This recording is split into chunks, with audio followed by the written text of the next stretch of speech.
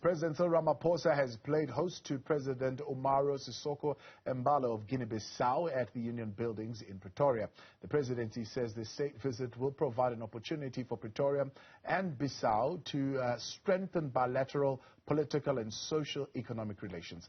Ramaphosa and Embaló are also expected to share views on peace, security and economic development matters. The visit will also be a platform to renew a number of bilateral agreements that require implementation.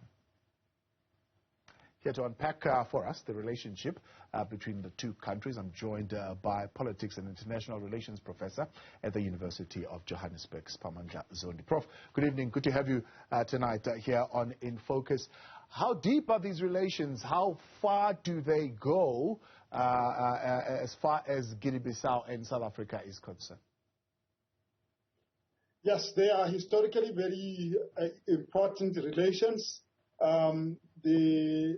One of the leading liberation movements of Guinea-Bissau was very close to our liberation struggles in Southern Africa, in South Africa, in Angola, and Mozambique especially. And after 1994, we've maintained very strong and pragmatic relations. And there is great room for expansion and diversification of this relationship. And South Africa has quite a lot to offer to Guinea-Bissau and Guinea-Bissau likewise. Yeah. And it seems to me that economic diplomacy has been the centerpiece of this relationship, and this particular state visit is really about economy.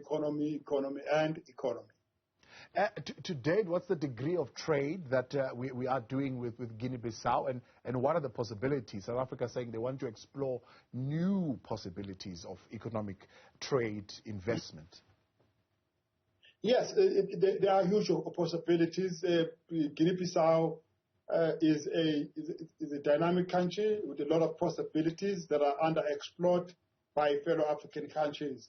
There is opportunities to expand into retail and consumer goods. There's opportunity to expand into tourism. It is a possibility of building up in the area of technology, higher education, health, and such areas of cooperation. So that we move away from mining and heavy industry and by adding to other forms of industry that need to be explored. It's very important for South Africa because South Africa's ultimate growth really depends on what it does on the African continent. It's also important for Guinea-Bissau because as geopolitics change in the way they change, they have to bank on intra-Africa trade and investment for their own growth going forward. Yeah. Speaking of geopolitics and how they are going, part of what they will be discussing, or at least being discussed, is the whole question of security, especially on the region. I mean, to what degree is there cooperation, within the region on security? Because one looks at what's happening in the Ukraine and think someday, not that it will happen, but if a country decides to do what Russia is doing in the Ukraine to any of the countries here on the continent, what degree of collaboration would happen there?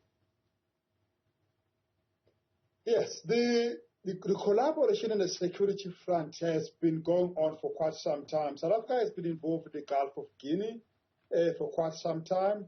South Africa has been involved in naval exercises with countries of that particular part of the region, and South Africa has been involved in a number of countries in very direct ways. But South Africa has tended to let countries of the region of West Africa and Central Africa to take a lot more prominent role.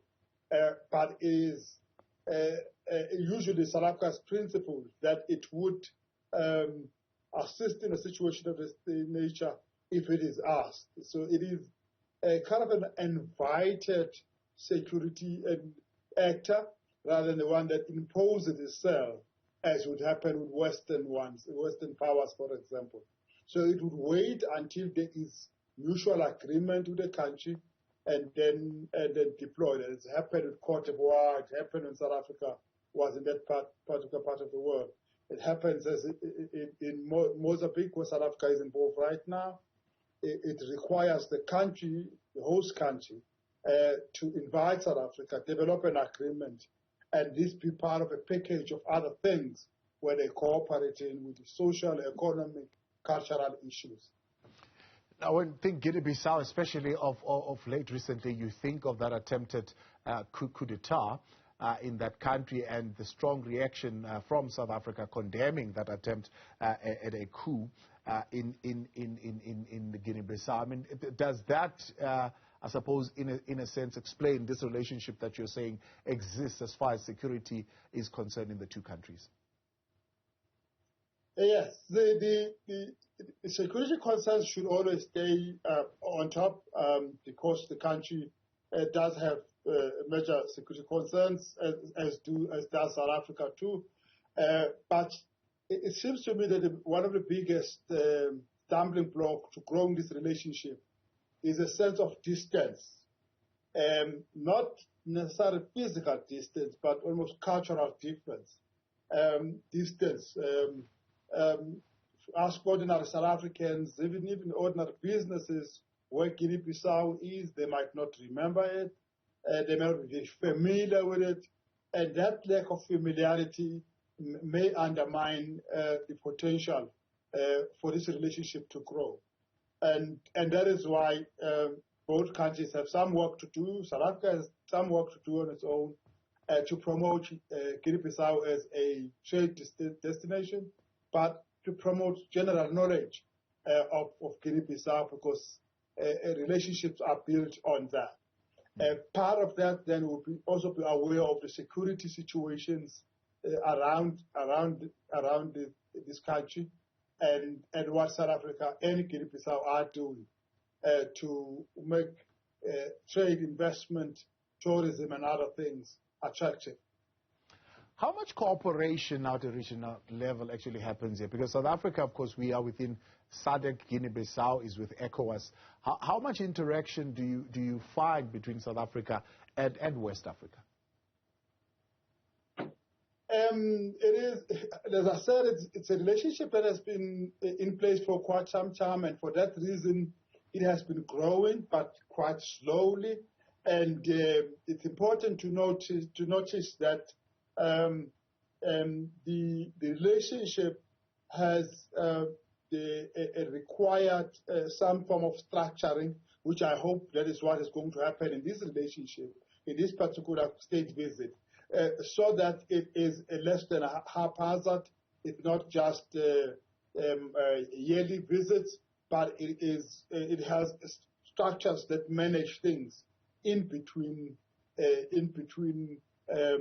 state visits, because that is what this relationship needs in order to solve all manner of challenges that the relationship faces, but also harness many opportunities that are there. The structured nature of the relationship may determine where it goes from here.